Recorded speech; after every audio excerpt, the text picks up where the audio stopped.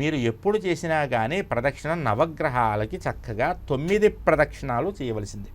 అది ఎలా చేయాలంటే నవగ్రహాల ముందు ఇలా నిలబడాలి. మన ముందు నవగ్రహాలు ఉండాలి, మనం తూర్పు వైపు ఉండాలి, సూర్యుడు మనకు ఎదురుగుండా కనపడాలి. సూర్యుడు అంటే ఉదయిస్తున్న సూర్యుడు కనపడాలి.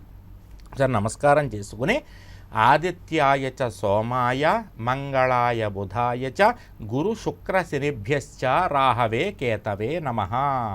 ఇది నోటికి వచ్చి ఉండాలి, మీకు తప్పులు లేకుండా. నవగ్రహ ప్రదక్షిణ చేసాడు, ఒక్కసారి నవగ్రహాలను తలుచుకొని ప్రదక్షిణ చేసి ఎక్కడి నుంచి బయలుదేరారో అక్కడ వరకు వచ్చి నిలబడే ఒకసారి నమస్కారం చేస్తే ఒక ప్రదక్షిణ అవుతుంది.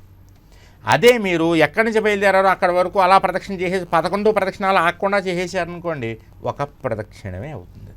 కాబట్టి మీకు ప్రదక్షిణాలు 11 చేసినటువంటి ఫలితమో 9 చేసుకున్నటువంటి ఫలితమో మీకు రావాలంటే కనుక మీరు ప్రదక్షిణ చేసి ఎక్కడి నుంచి బయలుదేరారో ప్రదక్షిణ ప్రారంభించారో అక్కడికి వచ్చి 1 నిమిషం ఆగి తూర్పు వైపు తిరిగి నమస్కారం చేసుకుంటే ఒకటే పూర్తి చేసినట్టు గుర్తు.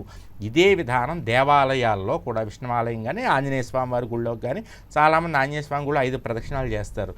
ముందు దండం పెట్టుకుంటారు, జై బజరంగబలి అనుకుంటారు, బయలుదేరతారు, 1 రౌండ్ వేసేస్తారు, 2వ రౌండ్ వేసేస్తారు, 3వ రౌండ్ వేసేస్తారు, 4వ రౌండ్, 5వ రౌండ్ వేసేస్తారు.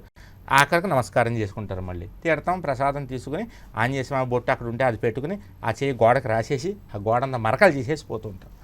ఎప్పుడైనా కూడా మీరు దేవాలయానికి వెళ్ళినప్పుడు దేవాలయ నియమాలు పాటించాలి. మీరు అక్కడ బొట్టు పెట్టుకున్నాక ఆ చేతిని మీకు అలా గోడకు రాసేయకూడదు, మీ మొహానికి ఇలా రాసేసుకోవాలి. రాసుకుంటామా మనం? రాసుకోం. మన మొహానికి రాసుకోం, గోడకి ఎందుకు రాసేస్తాం? అది మనలో ఉన్నటువంటి చెడు లక్షణం. దానివల్ల గుళ్ళో పుణ్యం కంటే పాపం ఎక్కువ వస్తుంది. కాబట్టి ఏ విధంగా మనం ఇలా బొట్టు పెట్టుకున్నాక ఆ వేలిన ముక్కుకి ఇలా బొగ్గలకు రాసేసుకోమో, అదేవిధంగా దేవాలయంలో ఆ పక్కన ఉన్నటువంటి గోడకు కూడా ఎట్టి పరిస్థితిలో రాయకూడదు. ఆ చేతిని ఏం చేయాలి అంటే బొట్టు పెట్టుకున్నాక హృదయానికి రాసుకోవాలి, లేకపోతే కంఠం కింద ఇలా రాసుకోవాలి. అది చేతికి. మరి మీకేమో జిడ్డు అంటే చిరాక, ఆంజనేయ స్వామి ఆ బొట్టులో ఏమో నువ్వుల నూనె వేస్తారా, దాన్ని కలుపుతారా, ఆ బొట్టు పెట్టుకుంటే ఇంకా మన చేతికి అతుక్కుపోతుందా, అది గోడకి పావేస్తారా? తప్పు కదా. దాన్ని కూడా మీ శరీరానికే ఎక్కడో చోట చక్కగా అలా అలంకరించుకోవాలి.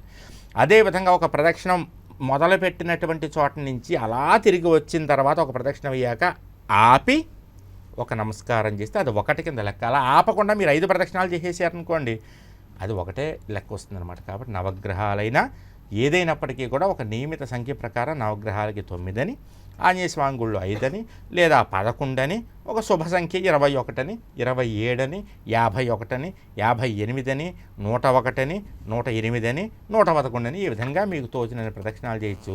అన్నిటికంటే అతి ముఖ్యమైనది ప్రదక్షిణము అంటే దేవుడి చుట్టూనో గుడి చుట్టూనో నవగ్రహాల చుట్టూనో పరిగెత్తమని కాదు. మీ మనసులో ఉన్నటువంటి పరమేశ్వరుడు అక్కడ గుళ్ళో ఉన్నాడని భావించి ఆయన చుట్టూ భక్తితో చేసేటటువంటి దాన్ని ప్రదక్షిణము అంటారనమాట.